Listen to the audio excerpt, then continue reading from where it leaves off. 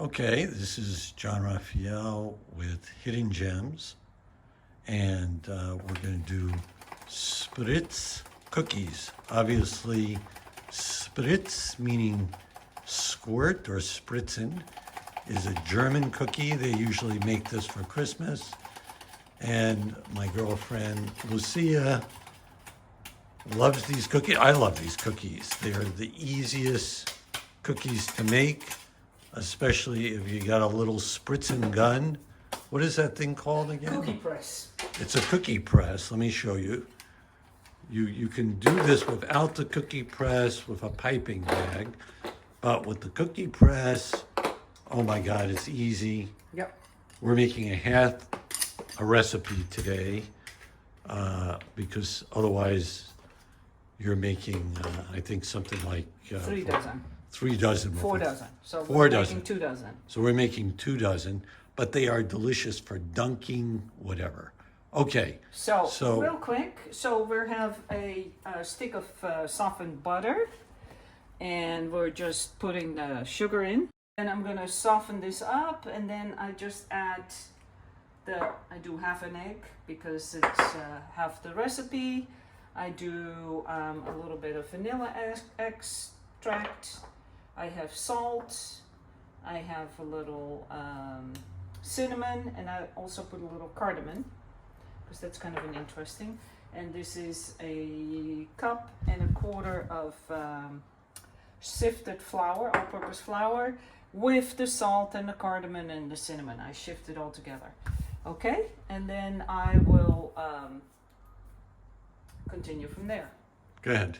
Okay, so this is the cup of butter and half a cup of sugar, and I just beat that for 3-4 minutes until it's light and fluffy. So that was 1 stick of butter. 1 stick of butter and half a cup of sugar.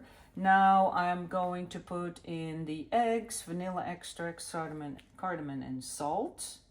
Okay. And how much of each of those? And this is half an egg. Half an egg. Yeah. And then, hold on. You're going to beat the egg now with the sugar and Right. But the then butter. I am gonna have to stir it up with a spoon when I add the flour in, because that's no good with the mixer. So I stirred all the ingredients now basically in. So it's like the quarter teaspoon of cardamom. I did a little quarter teaspoon of cinnamon and a quarter teaspoon of the salt. And basically it looks like nothing. Like, how can I make a cookie out of this? Well, once I'm actually going to put this in the fridge for about half an hour so it gets nice and cold. Then once you put it in the cookie press, you're going to be surprised that it's going to be all cohesive and it's going to work beautifully. So we've had it in the fridge for a half hour. I think there was a little cheating on that, but and you're now stuffing Yep. basically the dough into the cookie press. And even the dogs are just fascinated by the cookie press and stuffing. They're smelling around. So Here's the cookie press, all hold ready to go. Hold it down. We got that cookie press, and that's ready to go. Okay. And you don't even have to oil the pan. You absolutely should not oil the pan. Oh, okay. Yeah, because what's happening if I'm going to press down, it's got to stick, and you got to pull it straight up. Oh, look at that. So it makes a little design, and there are a lot of little designs that you can make. Some designs work better than others. They're not really going to spread too much, so you can keep them closed. Now, what I do is I have 2 separate sheets, but I will only put in 1 at a time.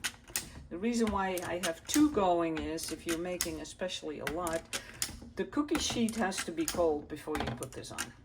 Otherwise, it's going to be all over the place, and it's going to melt away. I just refilled it again, so you want to make sure that you do this a couple of times so it's really impacted, so the whole cookie dough comes out without any bubbles. There's no air. Yeah.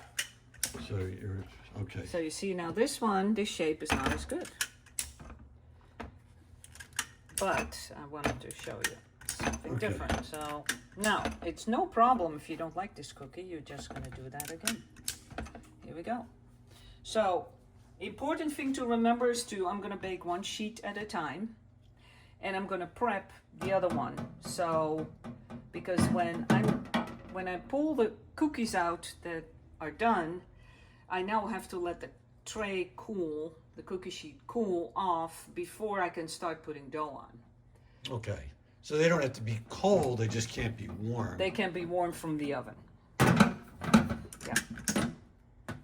Okay. Now, So we're going back to the basic shape. oh, that's so funny. I thought I had a different shape, but I'm using the same.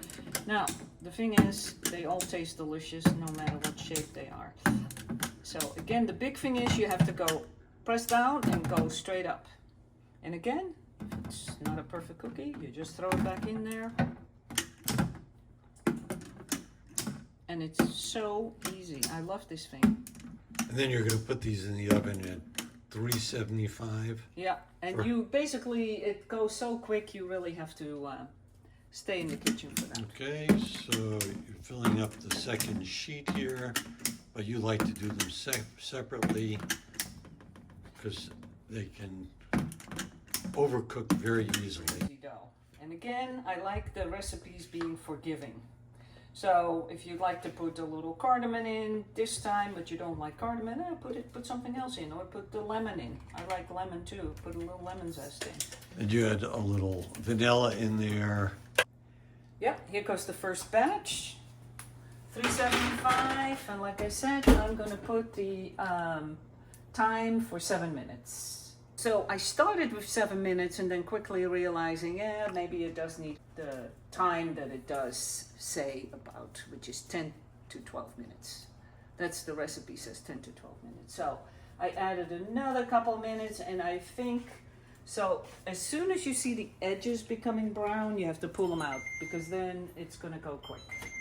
So this is, I just want to do another minute. Yep. Not quite there. So this is about 12, 13 minutes. And you know, they're not going to get really brown, but you can see at the bottom, this is good. So they will be a little soft when you first put them on the rack, and then they will firm up. Now, in the holidays, of course, you can put the green and red sprinkles on.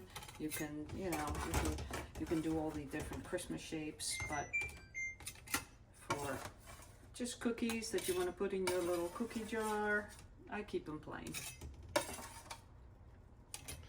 And obviously these are way better than the store bought. And you know what you put in there.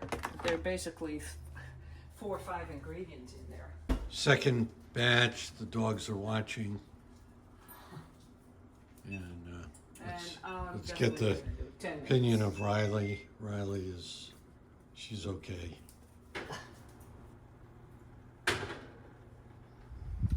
Okay, so the second batch I let go a little longer because I didn't like, they were a little soft even after they cooled off. So you can tell there's a little color difference, a little bit. So depending on your oven, I mean, I think for me it's really 12 to 13 minutes. Your oven might be hotter, colder, I don't know, but you know, you really want them kind of brown. Okay. Now, ideally, you want to turn one over? sure. I think ideally they should all be like this. Oh, that nice brown color. Yeah. Okay. So, you know, you live and learn, and you know, sometimes with baking you just have to understand, look, one batch comes out better than the other, and that's life. I think I said that before. You bake your cookies and then you eat them, no matter what came out. This is the recipe for the Spritz cookies. Just press pause if you want to see the recipe.